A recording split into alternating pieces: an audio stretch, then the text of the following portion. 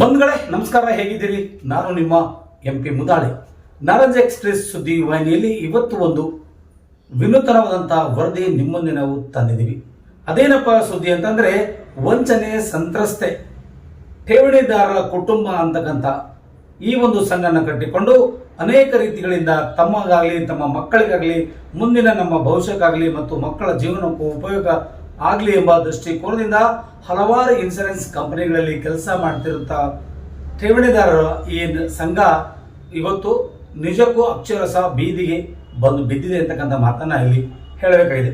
ಬಂಧುಗಳೇ, ತಮಗೆಲ್ಲ ಗೊತ್ತಿರುವ ಹಾಗೆ ಬೀದರ್ ನಗರದ ಡಾಕ್ಟರ್ ಬಾಬಾ ಸಾಹೇಬ್ ಅಂಬೇಡ್ಕರ್ ಅವರ ವೃತ್ತದಲ್ಲಿ ಈ ವಂಚನೆ ಸಂತ್ರಸ್ತೆ ಠೇವಣಿದಾರರ ಸಂಘ ಅಂದ್ರೆ TPJP ಅಂತಕ್ಕಂಥ ಸಂಘನ ಕಟ್ಟಿಕೊಂಡು ಇಲ್ಲಿ ಹಲವಾರು ಬಗೆಯ ಕಂಪನಿಗಳಿಗೆ ತಮ್ಮದೇ ಆದ ರೀತಿಯಲ್ಲಿ ತಮ್ಮ ಒಂದು ಹೊತ್ತಿನ ಕೂಳವನ್ನ ಇದಕ್ಕೆ ತೆಗೆದಿಟ್ಟು ಏನಾದರೂ ಮಾಡಿ ಮುಂದಿನ ಮಕ್ಕಳ ಭವಿಷ್ಯಕ್ಕಾಗಲಿ ಮುಂದಿನ ಜೀವನಕ್ಕೆ ಉಪಯೋಗ ಆಗಲಿ ಎಂಬ ದೃಷ್ಟಿಕೋನದಿಂದ ಹಣಗಳನ್ನ ಠೇವಣಿ ಮಾಡಿರ್ತಕ್ಕಂಥ ಈ ಒಂದು ಠೇವಣಿದಾರರ ಸಮಸ್ಯೆಗಳತ್ತ ಒಂದಿಷ್ಟು ನಾವು ಹೆಜ್ಜೆ ಹಾಕಬೇಕಾಗಿದೆ.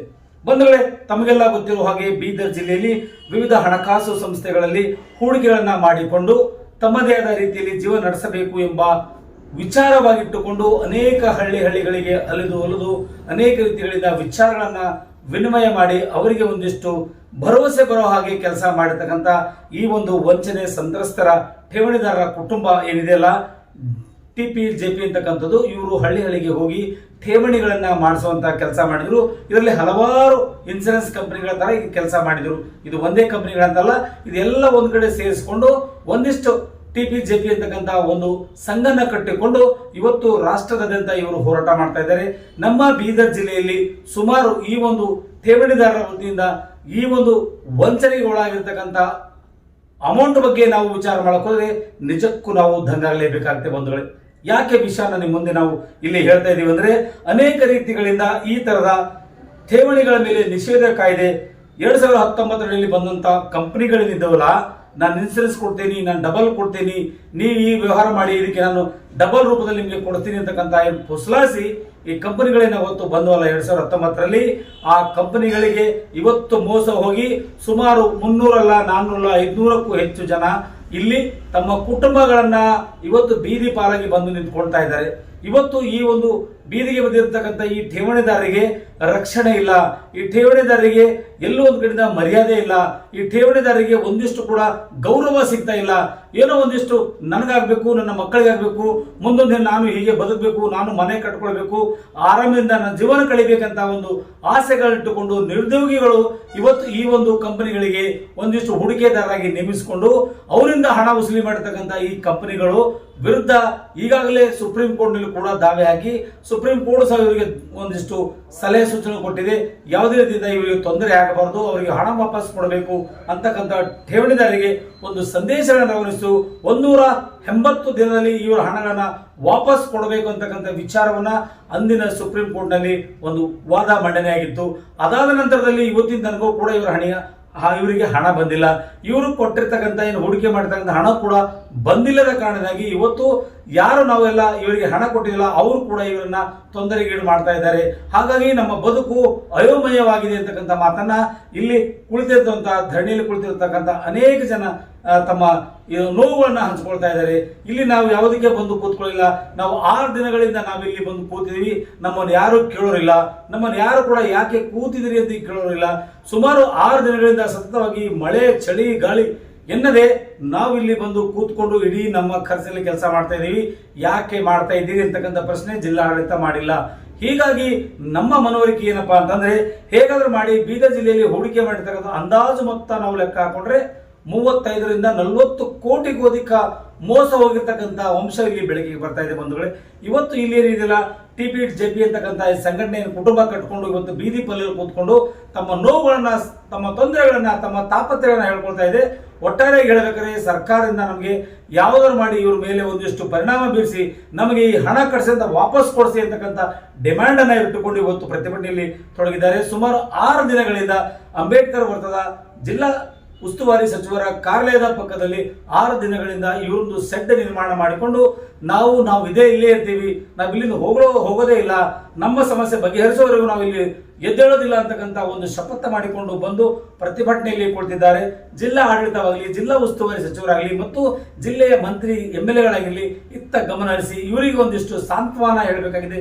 ಇವರು ಸುಮಾರು 35-40 ಕೋಟಿಗಳಿಂದ ನಮ್ಮ ಬೀದರ್ ಜಿಲ್ಲೆಯಿಂದ ವಿವಿಧ ಪಾಲಿಸಿಗಳನ್ನು ಮಾಡುವ ಮೂಲಕ ಅಥವಾ ವಿವಿಧ ಕಂಪನಿಗಳಿಗೆ ಹಣವನ್ನು ಹೂಡಿಕೆ ಮಾಡೋದ್ರಿಂದ ಈ ಹೂಡಿಕೆಯಾಗಿರ್ತಕ್ಕಂಥ ಹಣನ ವಾಪಸ್ ಕೊಡೋದ್ರಿಂದ ಕಂಗಾಲಾಗಿದ್ದಾರೆ.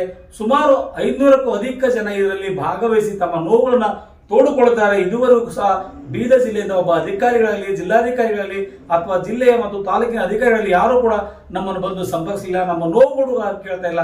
ಯಾಕೆ ನಾವು ಎಂತ ಮಾಡಿದೀವಿ ಅಂತಕ್ಕಂಥ ಪ್ರಶ್ನೆನ ಇಲ್ಲಿರ್ತಕ್ಕಂಥ ಈ ಠೇವಣಿದಾರರ ಸಂಘದ ಪದಾಧಿಕಾರಿಗಳು ಹೇಳ್ತಾ ಇದ್ದಾರೆ. ಬಂಧುಗಳು, ಒಟ್ಟಾರೆಯಾಗಿ ಹೇಳಬೇಕಾದ್ರೆ ಇದುವರೆಗೂ ಸಹ ಅಧಿಕಾರಿಗಳು ಸಹ ಬಂದು ನಮ್ಮನ್ನ ವಿಚಾರಣೆ ಮಾಡಲಿಲ್ಲ, ನಮ್ಮ ಸಮಸ್ಯೆಗಳ ಕುರಿತು ಯಾವುದೋ ಆಲೋಚನೆ ಸಹ ಮಾಡಲಿಲ್ಲ.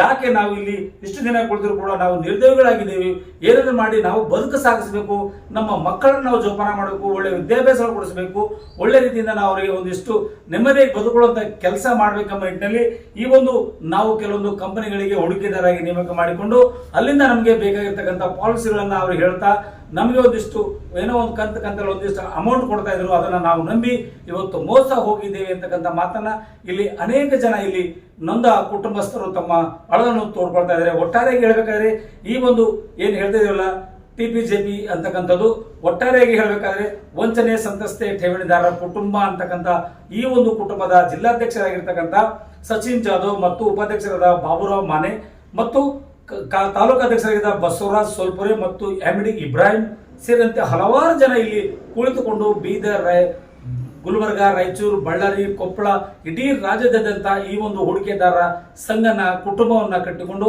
ಆಯಾ ಜಿಲ್ಲೆಗಳಲ್ಲಿ ಒಂದು ಪ್ರತಿಭಟನೆ ಮಾಡ್ತಾ ಇದ್ದಾರೆ. ಒಟ್ಟಾರೆಯಾಗಿ ಈ ಒಂದು ಪ್ರತಿಭಟನೆಗೆ ಸೂಕ್ತವಾದ ಸಲಹೆಗಳನ್ನು ನೀಡುವ ಮೂಲಕ ಸರ್ಕಾರ ನಮಗೆ ಸ್ಪಂದಿಸಬೇಕು ಅಂತಕ್ಕಂಥ ಮಟ್ಟಿನಲ್ಲಿ ತಾಲೂಕಾ ಹುಮ್ನಾಬಾದ್ನ ಉಪಾಧ್ಯಕ್ಷರಾದ ಮಸ್ತಾನ್ ಪಟೇಲ್ ಸೇರಿದಂತೆ ಅರ್ಚನಾ ಮೇಡಮ್ ಅವರು ಈ ಒಂದು ತಮ್ಮ ನೋವುಗಳನ್ನ ತೋಡಿಕೊಂಡಿದ್ದಾರೆ. ಒಟ್ಟಾರೆ ಹೇಳಬೇಕಾದ್ರೆ ಎಲ್ಲ ಒಂದ್ ಕಡೆ ಈ ಒಂದು ನಾವು ಮೋಸ ಹೋಗಿದ್ದೀವಿ, ಇದಕ್ಕೆ ವಂಚನೆ ಒಳಗಾಗಿದ್ದೀವಿ, ಇದರಿಂದ ನಮ್ಗೆ ಬಹಳಷ್ಟು ತೊಂದರೆ ಆಗಿದೆ, ಅನೇಕ ಜನರಿಗೆ ನಾವು ಮುಖ ತೋರಿಸ್ಕೊಳ್ಳಿಕ್ಕೂ ನಮಗೆ ಯೋಗ್ಯತೆ ಇಲ್ಲದ ಪರಿಸ್ಥಿತಿ ಎದುರಾಗಿದೆ. ನಾವು ಅವ್ರನ್ನ ನಂಬಿಕೊಂಡು ಬೇರೆಯವ್ರ ಕಡೆಯಿಂದ ಎಲ್ಲ ಇಷ್ಟು ಪಾಲಿಸಿ ಮಾಡಕ್ ಹೇಳಿದೀವಿ, ಅವ್ರು ಇವತ್ತು ನಮ್ಮನ್ನು ಕಾಡಿಸ್ತಾ ಇದ್ದಾರೆ, ನಮ್ಮನ್ನು ಪೀಡಿಸ್ತಾ ಇದ್ದಾರೆ, ನಾವು ಯಾರ ಮನೆಗೆ ಹೋಗ್ಕೊಳ್ಬೇಕು, ಇಲ್ಲದ್ರೆ ನಮ್ಮ ಇಡೀ ಜೀವನವೇ ಸರ್ವನಾಶವಾಗ್ತದೆ.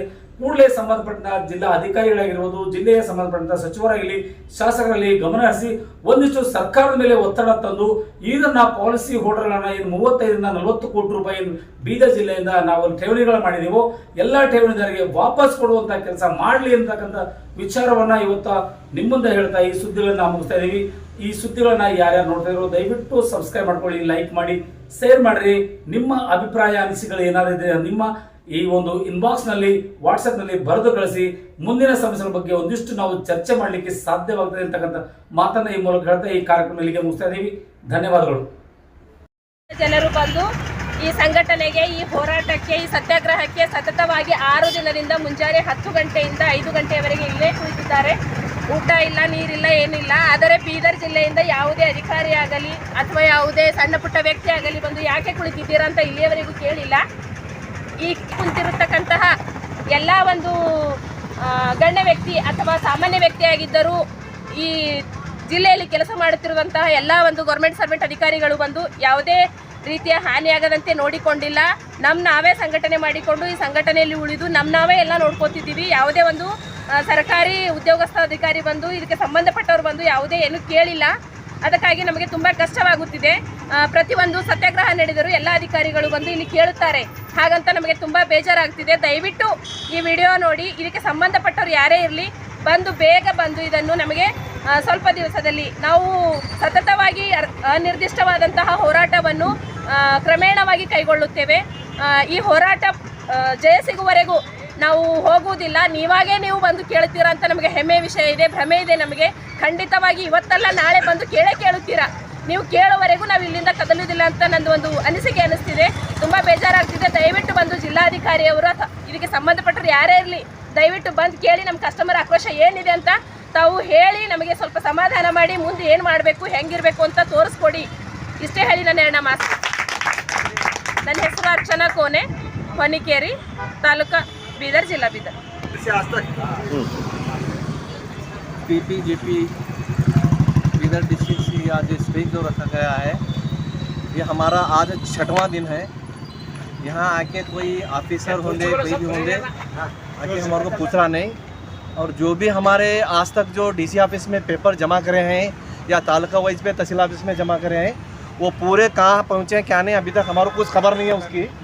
और उसका क्या है, जल्द से जल्द पहले वो डॉक्यूमेंट्स दिए उसका हमारे को परिहार भी मालूम करो। और उसके बाद क्या है, हमारे को ये हमारा टीपीजीपी जो हम संगठन से यहाँ जो स्ट्राइक धरना सत्याग्रह कर रहे हैं, हम को इंसाफ मिले तक हमको ये धरना छोड़ना नहीं है हमारे को।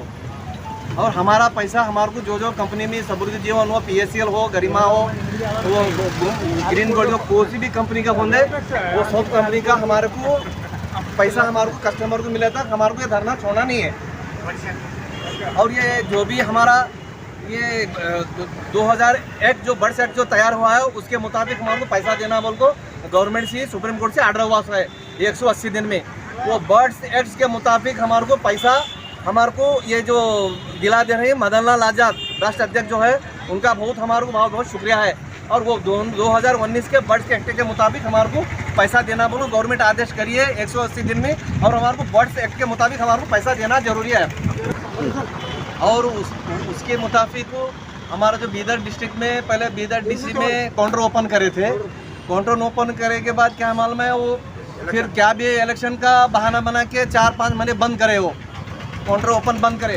उसके बाद होराट मेमोरेंडम जो भी स्ट्राइक जो भी बात करे बोल के, फिर बाद में क्या मालूम हम तालुका लेवल तहसीलदार में आर्डर दो काउंटर ओपन के वास्ते बोले।